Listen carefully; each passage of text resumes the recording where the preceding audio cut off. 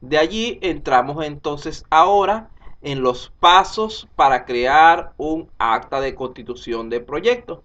En este caso, en vez de mandarlos a hacer un modelo complejo, vamos a centrarnos más bien en entender las secciones o partes de un acta constitutiva de un proyecto. Eh, Así que el enfoque será en cuanto a la gerencia y dirección de proyectos digitales, es decir, de proyectos de software, a fin de orientarlos a este respecto en los fundamentos de su creación.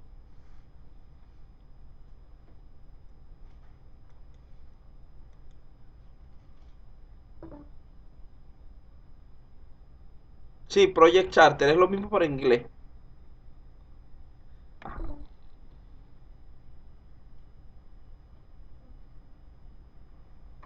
Mira, realmente el gerente de proyecto lo que hace a final de cuentas es servir como de guía, de orientador para todo el proceso. Porque muchas veces hay dentro del proyecto algunos, digamos que expertos más calificados con él que él en ciertos aspectos. ¿Por qué? Porque, por ejemplo, nuestro gerente de proyecto, nuestro proyectista puede ser experto en lo que es elaboración de proyectos, pero dentro de la elaboración de proyectos necesitamos un trabajo avanzado, por decir algo, con bases de datos, y él tiene que buscarse un experto en base de datos que se encargue de realizar dicha tarea. Y él lo que va a hacer es coordinar, supervisar o unificar el trabajo para que ese experto tenga la información que requiera para que la base de datos sea acorde con todo el trabajo que estamos haciendo. Igualmente puede pasar con los programadores, con el diseñador gráfico, etcétera. Muchas veces el líder de proyecto no es experto en ninguna de esas áreas. Es lo que es experto en gestión de proyectos, en lo que es la parte de comunicarse con el cliente, comunicarse con las personas, organizar el trabajo, etcétera. Entonces lo que hace en ese caso el líder de proyecto es por lo general supervisar lo que se está haciendo.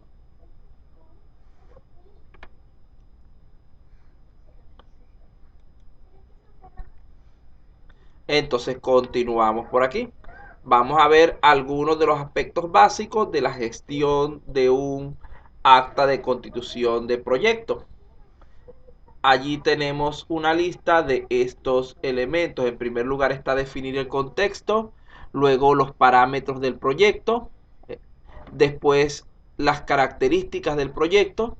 Eso, cuando hablamos de los parámetros, estamos refiriéndonos mayormente como el alcance, hasta dónde vamos a llegar, de qué manera vamos a trabajar. Cuando hablamos de los detalles, estamos hablando de características del sistema.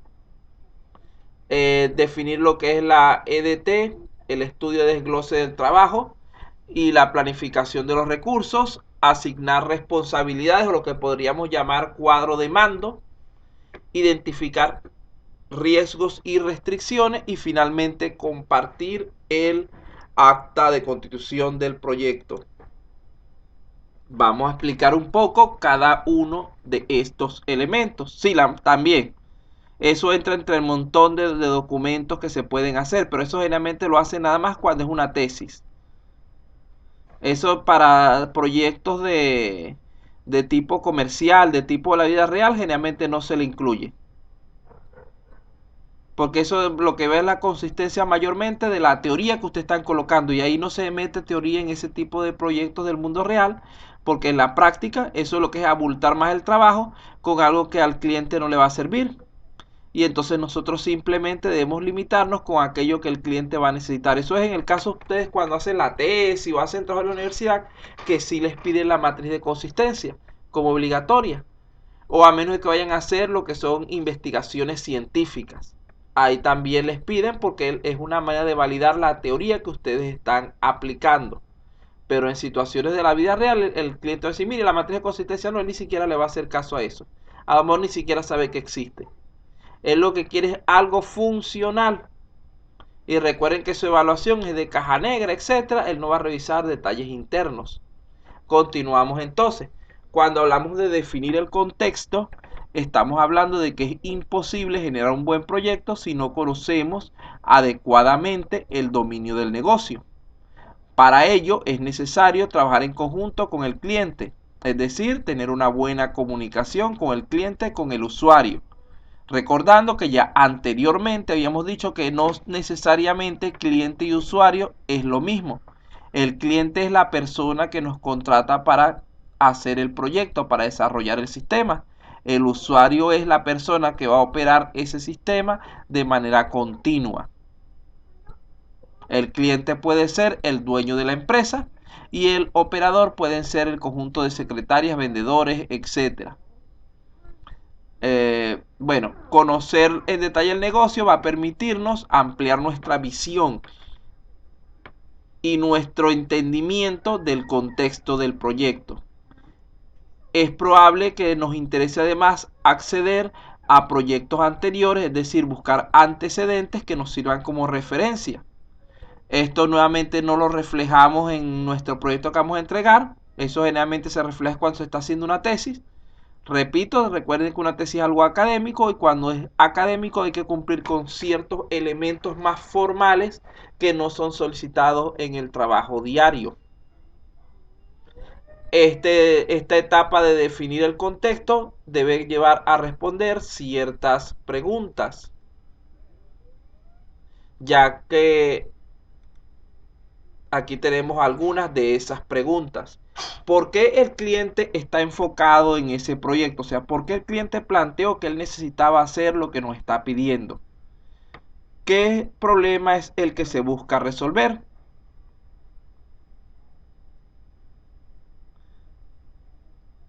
Pero es para uso interno del equipo de trabajo.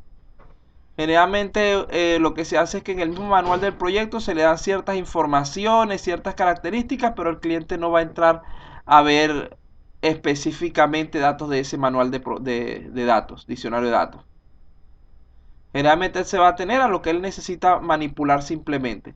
¿Qué es lo que sucede? Que por ejemplo el usuario que es tipo administrador o mantenimiento del sistema, sí, también. Si lo consideran necesario, ese diccionario de datos es mayormente no para el manual del usuario común, sino para el manual del administrador del sistema o el de la gente encargada del mantenimiento del sistema. Porque recuerden que no debemos agobiar al usuario con más datos de los que él necesite. Pero eso tampoco es una información que tampoco se debería perder. Es una información que dentro de lo que es la carpeta del proyecto completa sí debe estar presente. Continuamos entonces. Bueno, estamos hablando aquí de las preguntas para definir el contexto. Ya dijimos que primero, ¿por qué el cliente está enfocado en ese proyecto? La segunda, ¿qué problema es el que queremos resolver? La tercera, ¿de qué trata el proyecto? Y que si está de acuerdo a la pregunta número 2. La siguiente, ¿cuáles son los objetivos del negocio? Hay que ver si está de acuerdo a las preguntas anteriores. ¿Cómo definiremos el éxito de nuestro proyecto? Y si hay métricas definidas para medir dicho éxito. Vean que ahí están varias preguntas bastante interesantes para cuando ustedes comienzan a desarrollar un proyecto. En cuanto a esto, el acta de constitución del proyecto debe resumir la visión estratégica, las metas y los objetivos, e idealmente debe incluir una declaración de misión de alto nivel. Esto ayudará a orientar al equipo en relación al enfoque y a mantener estos objetivos en meta durante el proyecto. También ayudará a definir el trabajo adicional y las posibles mejoras del proyecto, ya que el equipo tendrá en cuenta siempre dicho contexto. Esto fuera maravilloso que pudiéramos llevarlo hasta ese nivel, pero generalmente no se lleva hasta allí. Por cuestiones de tiempo, por cuestiones X, siempre es muy probable que lleguemos hasta un nivel más bajo que ese que se está planteando. Bueno, pasamos a al siguiente elemento. Ya hablamos de definir el contexto. Lo siguiente es definir los detalles y parámetros del sistema. Cuando vamos a definir los parámetros, ya que somos los gestores del proyecto, podemos estar rodeados de expertos en el equipo.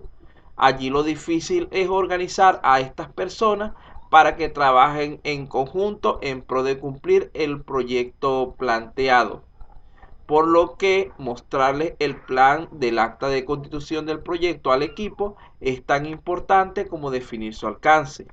Hay que asegurarse de ser transparentes respecto a las restricciones generales y a los supuestos de un proyecto, así como a la información que necesitamos que esté disponible y al alcance de todos. A fin de cuentas, en el equipo o ganan todos o pierden todos. Si el proyecto se cae, pierde tanto la empresa como el equipo de desarrollo.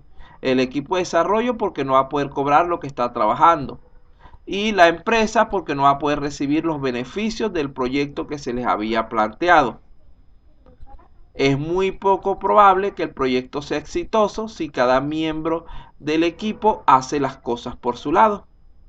Por lo tanto, debemos establecer un equipo de expertos en lugar de un equipo de solistas que nos permita ayudar y establezca un sentido de trabajo en equipo desde el principio. Eso es como cuando ustedes están haciendo trabajo en grupo y me dice que llegaran y dijeran que van a trabajar como independientes pero formando un mismo grupo, como me pasó el año pasado con unas exposiciones, donde yo les pedía a los grupos que hicieran su trabajo y lo expusieran un mes después. Resulta ser que hubo un grupo que cuando fuimos a ver, cada uno se sabía muy bien su contenido. Cada uno había hecho un estudio sumamente bueno de lo que estábamos haciendo. Pero nunca se habían coordinado como equipo. ¿Por qué? Cuando colocaron las diapositivas, las primeras eran, por decirlo algo, en blanco y negro y todo simple. Pero el contenido era bueno, pero las diapositivas estaban muy simples. Las segundas eran amarillo con rojo, las de la segunda persona. Después venía un chico que era verde fosforescente con fondo negro. Luego venía una chica que era todo rosadito. Y después venía otro chico que estaba usando rojo y azul, una cosa así. Total es que cuando uno veía esas diapositivas, eso parecía un carnaval y se notaba que ellos no estaban trabajando en equipo, sino que simplemente dijeron, mira, son 5 puntos, somos 5 alumnos, cada quien toma un punto y lo prepara en su casa y el día de la exposición pegamos todas las diapositivas en un solo archivo y hacemos la exposición. Pero nunca unificaron el trabajo y eso da mal aspecto. Inclusive otro profesor un poco más estricto tal vez lo hubiera dicho que esas diapositivas no servían. Habían algunas con la letra sumamente grande, habían otros con la letra pequeñita que no se veía. Había tal descuadre que se veía terriblemente mal organizado el trabajo, a pesar de que en cuanto a contenido estaban excelentes. Tenemos por otra parte el otro tipo de caso, donde hubo otro grupo que hizo lo contrario. Ellos tenían las diapositivas muy bien unificadas, contenido, bueno, estaba aceptable el contenido, etcétera, pero ellos de manera independiente parecía que uno solo había hecho el trabajo y le había pasado a los demás, toma, aquí está tu punto, aquí está tu parte, estúdiatelo. Porque de manera independiente no fueron capaces de presentar una buena exposición.